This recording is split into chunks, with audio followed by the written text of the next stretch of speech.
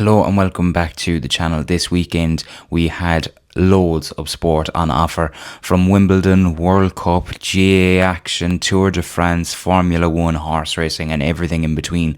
So let's get straight into it. This is the weekend review. First up, as always, with the World Cup, make sure to head to my channel and go into the playlist called World Cup Recaps, where you can find a recap of every single game of every day of this 2026 FIFA World Cup so far. Then we head to Wimbledon, and world number one Jannik Sinner is still a very strong favourite to pick up the Wimbledon title this year as he progresses into the quarter-final stage. Novak Djokovic is still firmly within the race to win Wimbledon this year, and he broke the record for the most men's wins at Wimbledon with his 106th victory. We have moved well beyond the third round stage now, and there has been some massive upsets, with Naomi Osaka knocking off world number one Aryna Sabalenka. Then moving on to Formula 1, and the Silverstone weekend has come and gone, with Charles Leclerc winning the British Grand Prix for Ferrari. The home favourites had a strong showing, with George Russell finishing in second, Lewis Hamilton in third and Lando Norris finishing in fourth. Sprint action created another headline, with Kimi Antonelli getting the victory ahead of Hamilton and Norris.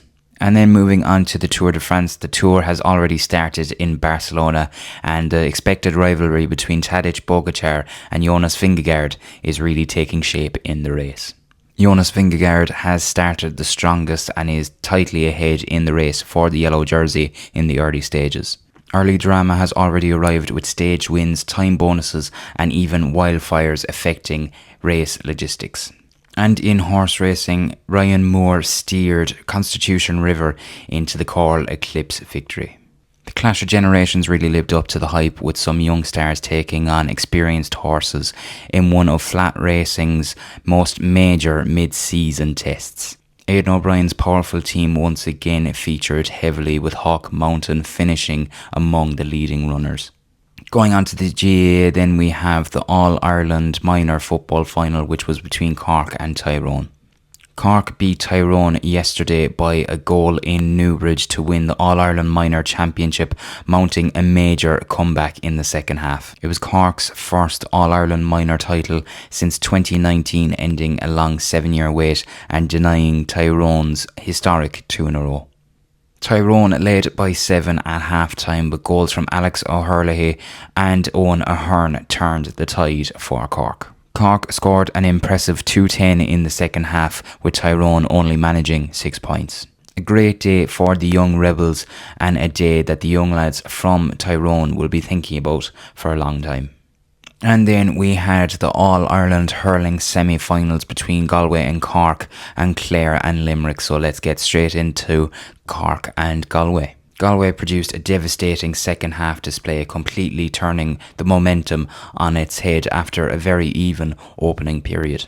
Their work rate around puckouts and breaking ball was a major factor, disrupting any sort of rhythm that Cork had in the game.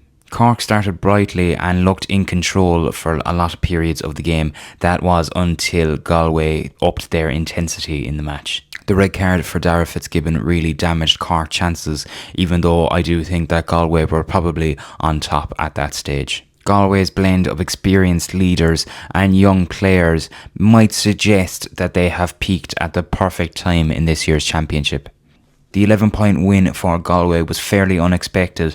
I think everybody expected a Cork win there, but they don't really seem to be able to get over the line over the last couple of years, and they came up one step short this year, not being able to reach the final. Of course, a talking point after the game was between Donal Cusack and Joe Canning, who were talking about, Joe Canning mentioned the fact that maybe the mentality of the players get seeped in by the fans who are booking trains and things like that. I don't think that that's something that should really affect the players, and I could understand why Donal Óg was slightly annoyed about it. I do kind of get the point, because there's such you always see I think it's 96 FM always do a kind of thing of fans going up on the train and how much they're going to win by and who would you like to play in the final. They're all very kind of arrogant, it has to be said. They come across as very arrogant in those kind of videos, and but I think Donal Cusack's comment of how many All-Irelands did you win was totally unnecessary. He actually sounded like a child on a playground when he said that. If you were actually to tally up club medals and All-Ireland medals together, Joe Canning actually still has more. He's 4 with his club and 1 with Galway, whereas Donalug has 3 with Cork and none with his club. So he still actually wins that race, Joe Canning. So Donalug kind of made himself look a bit silly with his comments after the game on Saturday. Then on Sunday, we had Limerick in Clare in the second of the semi-finals. Limerick showed great resiliency that has been shown in their teams over the years to overturn a big deficit late on in the game to win the game by 2 points. Clare controlled large periods and looked set for victory, especially after Tony Kelly's penalty was rifled into the back of the net to give them a bit more control in the game. But Garrod Hegarty produced another brilliant championship performance for Limerick to help them turn around the deficit. Limerick's composure in the closing stages proved decisive. Key scores and of course the late goal completely turned around the game with only a few minutes to go. The final whistle was an emotional occasion, not just for the fact that Limerick went out, but it was for Shane O'Donnell as well, who finished up his inter-county career with Clare yesterday, closing a big chapter on Clare hurling.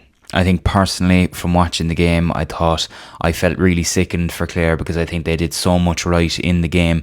There was a lot of wides from both sides, especially when you're playing an All-Ireland final and a final place is up for grabs. You can't really miss as many wides as they had, but I do think it actually finished the game. Limerick might have actually hit more wides than Clare. But just in the final stages, they kept on Clare's heels. They never let them get too far away from them and managed to turn around in the end. I think the goal was huge. The goal was a sucker punch to Clare. And as I said, I feel fairly sickened for Clare and as well as I said about Shane O'Donnell. But we will have a great hurling final between Galway and Limerick. So if you enjoyed the video, make sure to like and subscribe and share the channel with anyone who you think would enjoy these videos. And until the next video, I will talk to you later.